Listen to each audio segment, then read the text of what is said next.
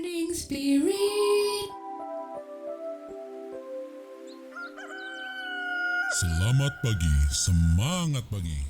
Selamat pagi Bapak Ibu yang dikasih oleh Tuhan, juga saudara-saudariku. Bertemu kembali di dalam Morning Spirit. Pagi ini kita akan belajar firman Tuhan dengan tema hidup berkemenangan di dalam Tuhan. Hidup berkemenangan di dalam Tuhan. Janganlah menjauh dari Tuhan Yesus, tetapi mendekatlah kepadanya supaya kita memperoleh kemenangan setiap saat. Yakobus 4 ayat yang ke-7 firman Tuhan berkata, karena itu tunduklah kepada Allah dan lawanlah iblis, maka ia akan lari daripadamu. Respon yang pertama yang dituntut dari orang percaya supaya hidup berkemenangan adalah tunduk kepada Allah.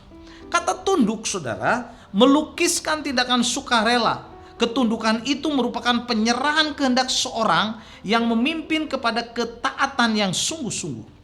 Yang dituntut dari orang percaya adalah penyerahan total kepada Tuhan.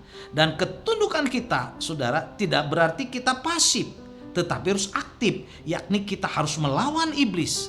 Ketundukan kepada Allah harus dibarengi, saudara, dengan melawan kepada iblis. Kita tidak bisa tunduk kepada Allah dan pada saat yang sama kita tunduk kepada iblis. Kita, saudara, kalau kita mau tunduk kepada Allah dan melawan iblis, Yakobus mengatakan bahwa iblis itu akan lari daripada kita. Kalau kita tunduk kepada Allah dan melawan iblis, maka iblis akan kalah, saudara, karena Allah yang menyertai kita lebih besar daripada kuasa iblis. Yakobus 4 ayat 8 dan ayat 9 berkata, mendekatlah kepada Allah dan ia akan mendekat kepadamu. Tahirkanlah tanganmu, hai orang-orang yang berdosa. Sucikanlah hatimu, hai kamu orang yang mendua hati. Sadarilah kemalanganmu, berdukacitalah dan merataplah. Hendaklah tertawa kamu ganti dengan ratapan dan sukacitamu dengan dukacita. Respon selanjutnya yang harus kita lakukan supaya kita hidup berkemenangan di dalam Tuhan adalah kita harus mendekat kepada Allah dan menyucikan diri kita, sudah bertobat dengan sungguh-sungguh. Kalau kita memang mau melawan iblis, saudara, maka kita harus sadar bahwa kita tidak melawan iblis dengan kekuatan kita sendiri sebagai manusia. Kita membutuhkan, saudara, kekuatan dan hikmat untuk melawan iblis. Karena itu kita harus merendahkan hati kita, merendahkan diri kita, saudara, kepada Allah. Untuk dapat mendekat kepada Allah, saudara, harus menyingkirkan dosa, meminta ampun akan dosa-dosa. Mazmur 24 ayat 3 dan 4 berkata, siapa yang boleh naik ke gunung Tuhan? Siapakah yang boleh berdiri di tempat yang kudus? Orang yang bersih tangannya dan murni hatinya. Matius 5 ayat 8, saudara, selanjutnya berkata, kejarlah kekudusan, sebab tanpa kekudusan tidak ada seorang pun yang dapat melihat Allah. Ternyata, saudara, dibutuhkan kekudusan dan pertobatan dengan menyadari akan kekotoran dan ketidaklayakan kita, saudara, untuk bisa mendekat kepada Allah, dan Allah akan mendekat kepada kita. Karena Allah Maha Kudus, saudara. Oleh sebab itu kita harus menyucikan diri kita.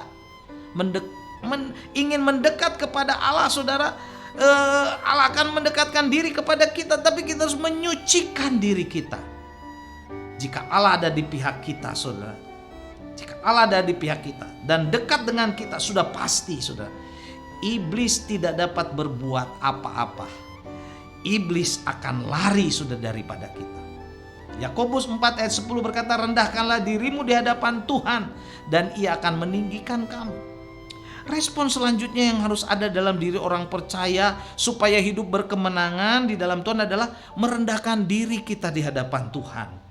Firman Tuhan mengajar, saudara, bahwa merendahkan hati, merendahkan diri memiliki aspek, saudara, vertikal dan horizontal. Orang percaya memperlihatkan kerendahan hati kepada Allah, saudara, memperlihatkannya juga, saudara, kepada sesama kita.